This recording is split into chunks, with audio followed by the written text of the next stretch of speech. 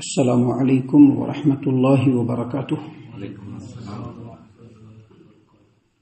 اعوذ باللہ السمیع العلیم من الشیطان الرجیم من حمزہ ونفخہ ونفثہ۔ بسم اللہ الرحمن الرحیم۔ قال کلا فاذهبا بآیاتنا انا معکم مستمعون فأتیا فرعون فقولا انا رسول رب العالمین ان ارسل معنا بنی اسرائیل قال ألم نربك فينا وليدا ولبست فينا من عمرك سنين وفعلت فعلتك التي فعلت وأنت من الكافرين۔ اللہ تبارک و تعالیٰ نے فرمایا ایسا ہرگز نہیں ہوگا، تم دونوں ہماری نشانیاں لے کر جاؤ، ہم بھی تمہارے ساتھ ہیں اور سب کچھ سن رہے ہیں۔ فرعون کے پاس جا کر کہو کہ ہم رب العالمین کے رسول ہیں اور اس لیے آئے ہیں کہ تو بنی اسرائیل کو آزاد کر کے ہمارے ساتھ روانہ کر دے۔ فرعون کہنے لگا کیا ہم نے تمہیں اپنے ہاں بچپن میں پالا نہ تھا اور تو نے اپنی عمر کے کئی سال ہمارے گھر میں نہیں گزارے، اور تو نے وہ کام کیا جو کر کے چلا گیا، تو ہے ہی ناشکرا۔ محترم سامعین کرام، سورۃ الشعراء سورہ نمبر 26 اور اسی صورت سے بھی آپ کے سامنے آیت نمبر 15 سے لے کر کے آیت نمبر 19 تک آیات تلاوت کی گئی، اور اللہ کی توفیق سے آیتوں کا ترجمہ بھی آپ تمام کی خدمت میں پیش کیا گیا۔ سیدنا موسیٰ علیہ السلام کا ذکر خیر اور فرعون کے ساتھ جو ان کا واقعہ ہے وہ یہاں سے کنٹینیو ہے۔ جیسا کہ کل کے درس میں ہم نے بتلایا تھا کہ اللہ تبارک و تعالیٰ نے اس صورت کریمہ میں 7 قوموں کا ذکر کیا ہے جن قوموں نے اپنے نبیوں کی دعوت کو رد کیا، اپنے نبیوں کی مخالفت کی، نبیوں کے کہے ہوئے قول کے مطابق انہوں نے زندگی نہیں گزاری، اللہ پر اور نبی پر ایمان نہیں لائے، تو اللہ تبارک و تعالیٰ نے اس قوم کو اس صفحہ ہستی سے مٹا دیا۔ اس سلسلے کی جو سب سے پہلی کڑی ہے وہ سیدنا موسیٰ علیہ السلام اور فرعون کا واقعہ ہے، جس کو اللہ تبارک و تعالیٰ نے یہاں پر ذرا تفصیل سے بیان کیا ہے، اور کل کے درس میں ہم نے بتلایا تھا یہاں پر جو آیات ہے اس کا جو پس منظر ہے، اس کا جو سیاق ہے، اس کی روشنی میں بتلایا تھا کہ سیدنا موسیٰ علیہ السلام کے واقعے کو بیان کرنے کے پیچھے جو اصل مقصد ہے وہ یہ کہ مکہ میں نبی کریم صلی اللہ علیہ وسلم اپنی نبوت کے آغاز میں اللہ تبارک و تعالیٰ کی دعوت، اللہ تبارک و تعالیٰ کا حکم، اللہ تبارک و تعالیٰ کے پیغام کو لوگوں تک پہنچانا شروع کیا تو بڑی مشکلیں اور بڑی اڑچنیں آنا شروع ہو گئیں، اور خود ان کی قوم کے لوگوں نے ان کو ستانا شروع کر دیا۔ تو اللہ تبارک و تعالیٰ نے موسیٰ علیہ السلام کے واقعے سے آغاز اس لیے فرمایا تاکہ نبی کریم صلی اللہ علیہ وسلم کو یہ تسلی مل جائے کہ بہت سارے انبیاء نے جب اپنی دعوت کا آغاز کیا، اللہ تبارک و تعالیٰ کے پیغام کو لوگوں تک پہنچانا شروع کیا،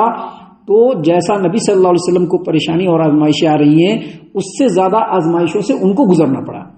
اور جیسا کہ ہم نے بتایا تھا کہ موسیٰ علیہ السلام نبی کریم صلی اللہ علیہ وسلم کے مقابلے میں ایسی قوم سے تھے جو غلام قوم تھی، جس قوم کو فرعون نے غلام بنا لیا تھا۔ دوسرا، فرعون جو ان کے مقابلے میں تھا وہ اپنے وقت کا بہت ہی بڑا فرما روا، بہت ہی بڑا حکمراں، پورے ملک کے اندر ویسا ہولڈ والا آدمی نہیں، اور اس کے مقابلے میں موسیٰ علیہ السلام۔ اسی لیے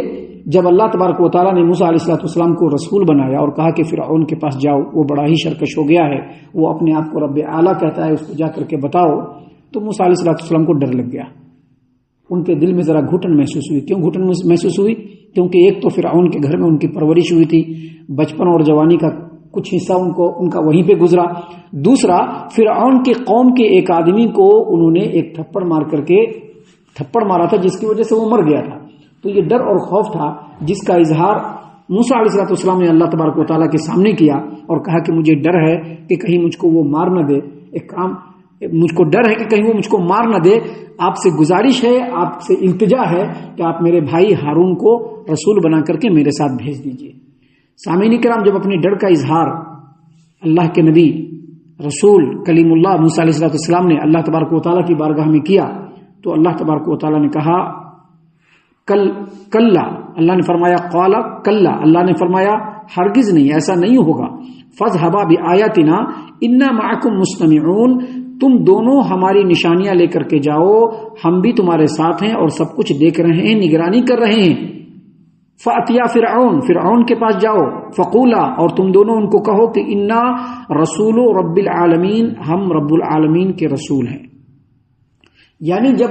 موسیٰ علیہ السلام نے اپنے ڈر کا اظہار کیا، جب موسیٰ علیہ السلام نے اپنے ڈر کا اظہار کیا کہ میرے ساتھ ایسا ہو سکتا ہے، تو سب سے پہلے اللہ تبارک و تعالیٰ نے موسیٰ علیہ السلام کی التجا کو اور آپ کی درخواست کو قبول کیا اور سیدنا ہارون علیہ السلام کو نبی بنا کر کے موسیٰ علیہ السلام کے ساتھ روانہ کیا۔ پھر دوسری بات، اللہ تبارک و تعالیٰ نے سیدنا موسیٰ علیہ السلام کو تسلی دیتے ہوئے کہا کہ ایسا ہرگز نہیں ہو سکتا ہے،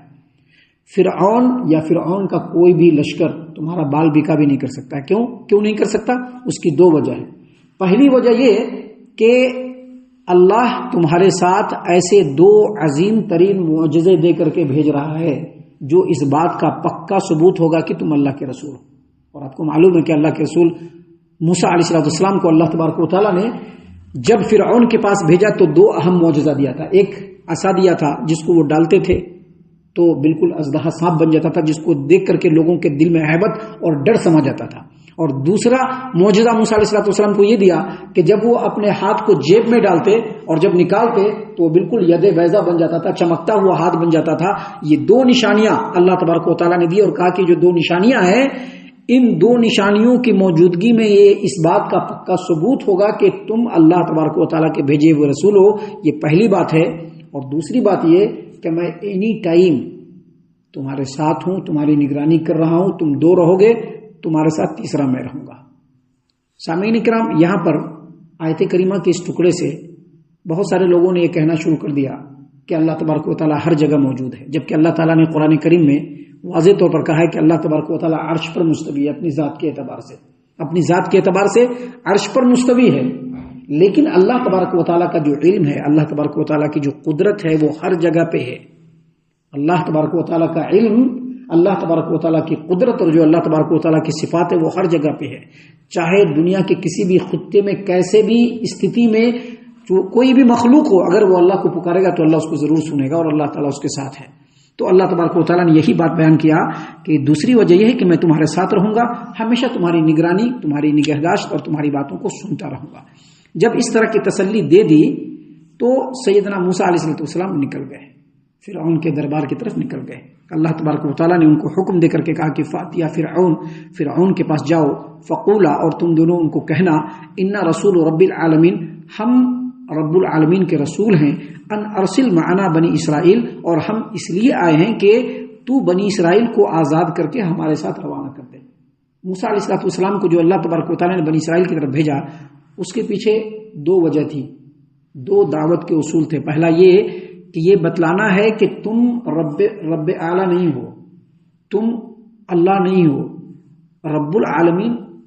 اللہ تبارک و تعالیٰ ہے، جو میرا بھی رب ہے اور تمہارا بھی رب ہے۔ اس کی پوری تفصیل اللہ تبارک و تعالیٰ نے قرآن کریم میں دوسرے مقام پر بیان کیا ہے کہ موسیٰ علیہ السلام نے یہ بات کہا کہ میں اس رب کا بندہ ہوں جو میرا بھی رب ہے اور تمہارا بھی رب ہے۔ اور دوسرا جو ٹاسک دیا تھا اللہ تبارک و تعالیٰ نے موسیٰ علیہ السلام کو، وہ یہ کہ جو بنی اسرائیل سالہ سال سے فرعونیوں کے پنجے میں غلامی کی زندگی گزار رہے ہیں، ان کو چھڑانا ہے۔ تو گئے اور سب سے پہلے کہا کہ میں رب العالمین جو تمام دنیا کا پالنے والا رب ہے، میں اس کا رسول ہوں اور تمہارے پاس آیا ہوں، اور میرے آنے کا مقصد یہ ہے کہ جو بنی اسرائیل کو تم نے سالہ سال سے اپنے غلامی کے پنجے میں جکڑ کر کے رکھا ہے، ان کو آزاد کرو، میرے ساتھ بھیجو۔ گئے موسیٰ علیہ السلام، اللہ تبارک و تعالیٰ کا پیغام اس کے سامنے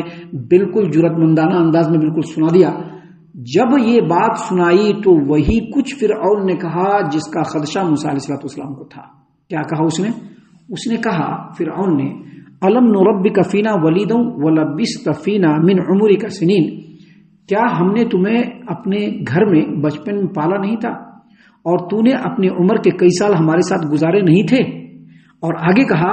وَفَعَلْتَ فَعَلَتَكَ الَّتِي فَعَلْتَ وَأَنْتَ مِنَ الْكَافِرِينَ، اور تو نے وہ کام کیا جو کر کے یہاں سے بھاگ گیا، فرار ہو گیا، تو ہے ہی ناشکرا۔ یعنی جیسے ہی موسیٰ علیہ السلام گئے فرعون کے پاس، فرعون کے دربار میں، اور وہاں پر اللہ تبارک و تعالیٰ کی وحدانیت کا اس کو دعوت دیا اور کہا کہ بنی اسرائیل کو ہمارے ساتھ آزاد کر کے بھیجو، تو ان باتوں کا جواب دینے کے بجائے سب سے پہلے اس نے یہی کہا کہ تو کتنا بڑا ناشکرا ہے، تو کتنا بڑا ناشکرا ہے۔ تم کو تو ہمارا احسان مند ہونا چاہیے، ممنون ہونا چاہیے کہ بچپن سے لے کر کے جوانی تک ہمارے گھر میں تمہاری پرورش ہوئی، ہمارے گھر میں ہم لوگوں نے تم کو پالا پوسا، جوانی کا ایک حصہ تم نے ہمارے ہاں گزارا، اور تم نے کیا کیا؟ تم نے ہمارے ہی قوم کے ایک آدمی کو مار کر کے یہاں سے راہ فرار اختیار کیا۔ تو بہت بڑا ناشکرا ہے، تو نے کتنا بڑا کام کیا، ہم تو تمہاری رگ رگ سے واقف ہیں، اور آ جا کر کے رسول بن کر کے ہمارے سامنے اللہ تبارک و تعالیٰ کا پیغام سنا رہے ہو۔ جب یہ بات سیدنا موسیٰ علیہ السلام کے پاس، سیدنا موسیٰ علیہ السلام نے فرعون کے پاس کہی، اور فرعون نے جب یہ بات سیدنا موسیٰ علیہ السلام کو کہی تو اس کے جواب میں سیدنا موسیٰ علیہ السلام نے کیا کہا، اس کے بارے میں انشاءاللہ تفصیل سے کل ہم آپ کے سامنے بیان کریں گے کہ جب فرعون نے موسیٰ علیہ السلام کو اس طرح کی بات کہی کہ ہم نے تم کو اپنے گھر میں پالا، ہمارے گھر میں رہے سہے، ہمارا احسان مند ہونا چاہیے، اس کے بجائے تم جو ہے ہم لوگوں کے سامنے آ کر کے اپنے رسول ہونے کا دعویٰ کر کے آنکھیں دکھا رہے ہو، حالانکہ تم ہمارے ہاں کے مفرور مجرم بھی ہو، تم